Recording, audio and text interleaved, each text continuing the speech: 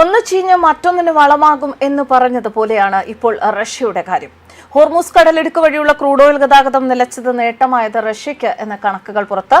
മാർച്ചിൽ Russian crude oil വരുമാനം ഇരട്ടിയായി എന്ന് രാജ്യാന്തര ഊർജ്ജ ഏജൻസിയുടെ റിപ്പോർട്ട്.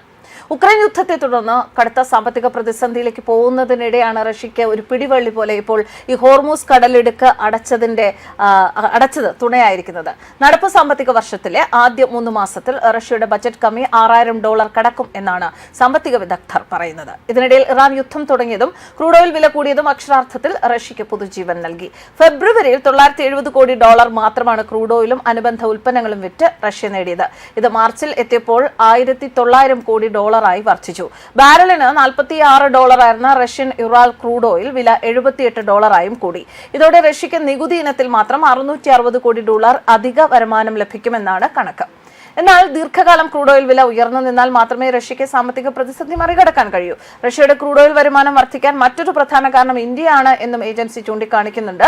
റഷ്യൻ ക്രൂഡ് ഓയിലിന് US ഏർപ്പെടുത്തിയിരുന്ന വിലക്കിന് 30 ദിവസത്തെ ഇളവ് നൽകിയതോടെ ഇന്ത്യ എന്താണ് ചെയ്തത്? ഇന്ത്യ അടക്കമുള്ള രാജ്യങ്ങൾ വാങ്ങൽ വർദ്ധിപ്പിച്ചു. നേരത്തെ US തീരുവ ഭീഷണിയെ തുടർന്ന് ഫെബ്രുവരിയിൽ റഷ്യൻ ക്രൂഡ് ഓയിൽ വാങ്ങൽ കുറഞ്ഞിരുന്നു. ഷീ ജിൻപിങ്ങും വ്ളാഡിമിർ പുടിനും വിഭാവനം ചെയ്ത അതിരുകളില്ലാത്ത പങ്കാളിത്തം എന്ന ആശയം ഉയർത്തിപ്പിടിച്ചുകൊണ്ട് അമേരിക്കയുടെ ഏകപക്ഷീയമായ നടപടികളെ സംയുക്തമായി നേരിടാനാണ് രണ്ട് രാജ്യങ്ങളുടെയും തീരുമാനം.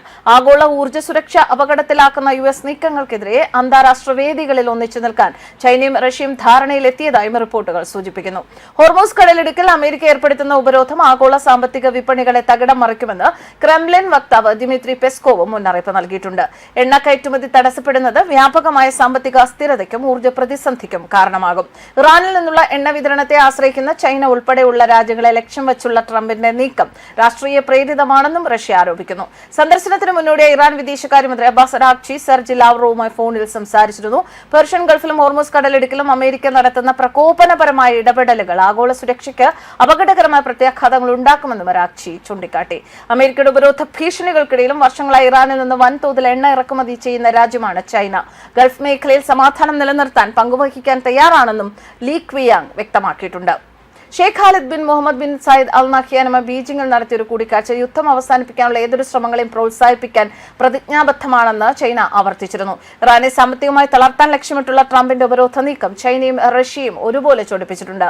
ലാവ്റോവിന്റെ സന്ദർശനം പശ്ചിമേഷ്യയിലെ രാഷ്ട്രീയ സമവാക്യങ്ങളിൽ വലിയ മാറ്റങ്ങൾ വരുത്തുമെന്ന് തന്നെയാണ് രാഷ്ട്രീയ നിരീക്ഷകർ കരുതുന്നത്. News desk കർമ്മസ്.